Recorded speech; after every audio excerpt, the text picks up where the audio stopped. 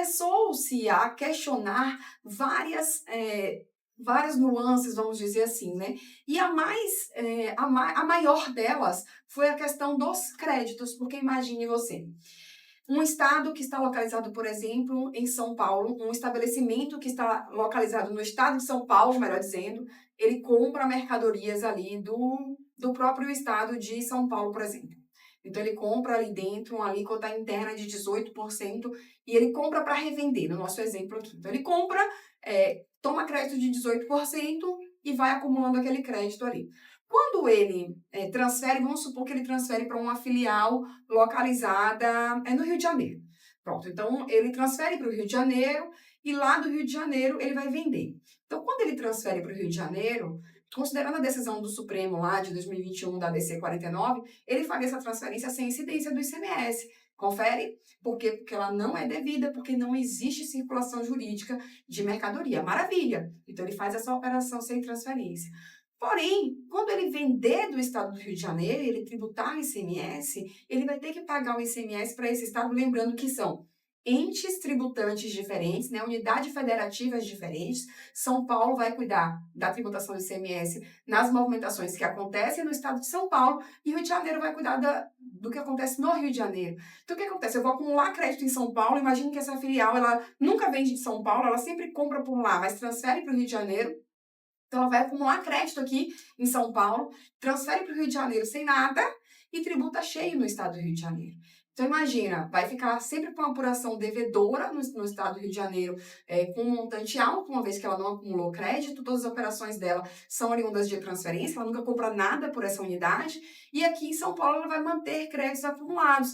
Então, essa foi a principal nuance que foi levada em consideração quando saiu a decisão de mérito lá da DC 49, né? Como é que fica, então, os créditos? Eu vou acumular em um estabelecimento e no outro eu vou sempre pagar, sendo que eu tenho crédito acumulado aqui, né? Então, tudo isso foi sendo discutido e também toda a questão de, imagina, quando o Supremo toma uma decisão, se ela não modula os efeitos, o que é modular efeitos? Dizer a partir de quando vale aquela decisão, né?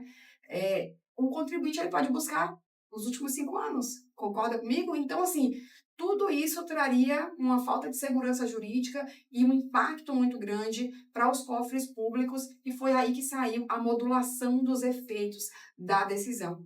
Então, justamente para atenuar essa questão do impacto nos cofres públicos, né? E também para definir como é que se faria em relação a transferência desses créditos, como é que ficaria, nesse exemplo que eu dei, por exemplo, São Paulo e Rio de Janeiro, como é que isso ficaria dentro de um contexto prático, né? Porque eu costumo dizer também uma coisa, que a norma, ela é feita para um mundo jurídico perfeito, né? Eu não sei se vocês têm a mesma impressão que eu, mas é muito engraçado quando a gente se vê dentro das situações do cotidiano do mundo fiscal, que a gente vai procurar na norma e a gente simplesmente não encontra aquilo.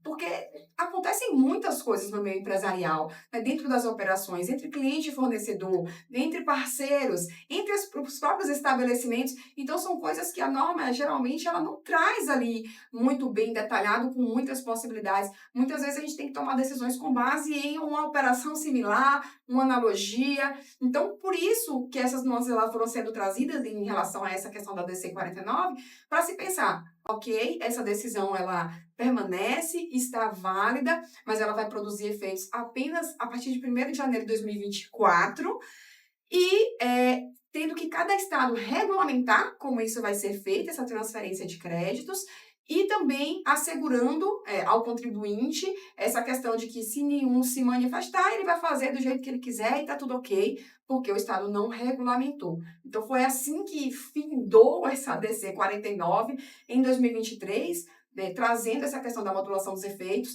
para, a partir de 1º de janeiro de 2024, ela ser observada no que se refere à não incidência do ICMS nas operações interestaduais entre contribuintes, nas operações de transferência entre contribuintes, né, entre estabelecimentos do mesmo proprietário, digamos assim.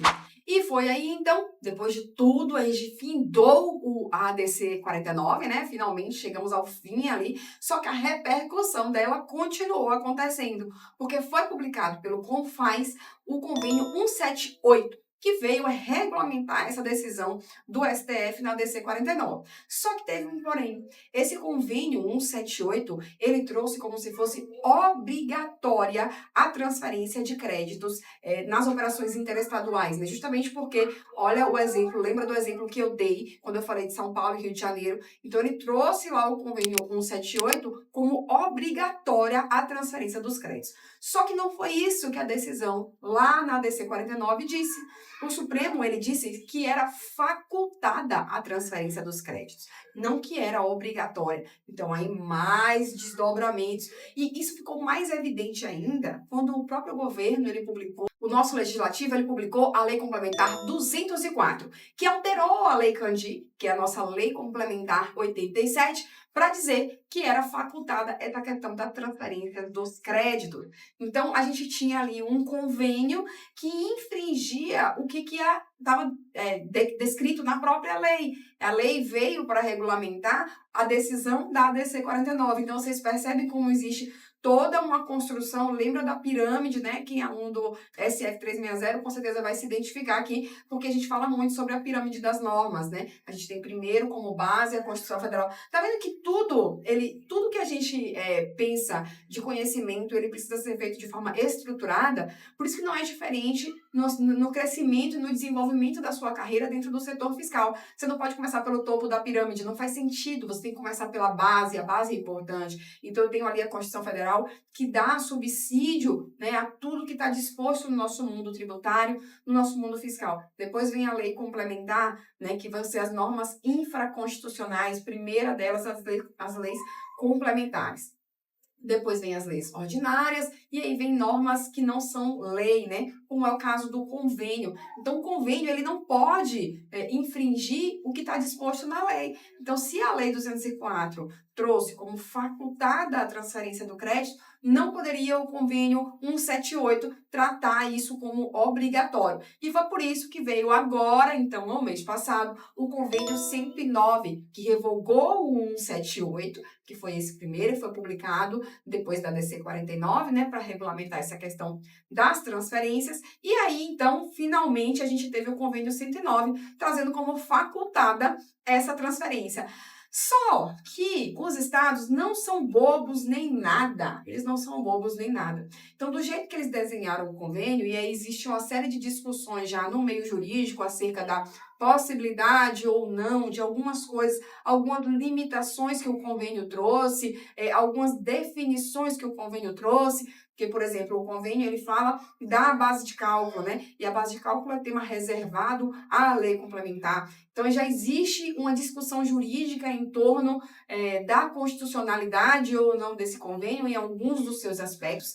Mas, como eu falei, os estados não são bobos nem nada, então eles criaram o convênio de uma forma que, de fato, observasse o que estava disposto lá na Lei Complementar 204, que alterou a Lei Candir. Então, na Lei Candir, né, agora já está incorporado pelo texto da Lei Candir. Então, de forma que respeitasse isso, que estava respeitando também o que foi decidido lá na DC 49, mas que deixasse o contribuinte numa situação em que, de repente, não fosse vantajosa observar essa questão da faculdade da transferência dos créditos, né? A gente vai abordar isso de uma forma um pouco mais prática. Aí é onde entra a questão da inteligência fiscal, que eu falo sempre também nos meus vídeos, né? De que adianta você pegar um treinamento que vai sentar e ler com você todo o convênio e vai falar, se você quiser ir pela opção A, você vai fazer desse jeito, se você quer ir pela opção B, você vai fazer desse jeito. Por quê? Porque isso não tem inteligência fiscal. Eu costumo dizer também que o contador, ele tem que usar o cálculo como ferramenta. O cálculo não é o fim do seu trabalho.